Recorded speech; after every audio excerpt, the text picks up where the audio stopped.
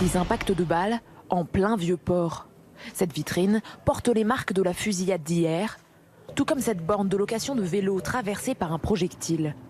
À l'origine, 2 hommes cagoulés qui ont ouvert le feu à 2h30 dans ce quartier très fréquenté de Marseille. Il y avait des gens encore dans la rue et tout, il y avait beaucoup de monde qui descendait, à mon avis, des terrasses du port, puisqu'il y avait une grosse soirée au rooftop.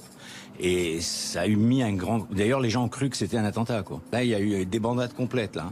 Il aurait pu avoir des dégâts collatéraux importants. Un homme de 22 ans, connu de la police pour trafic de stupéfiants, a été abattu de 15 balles.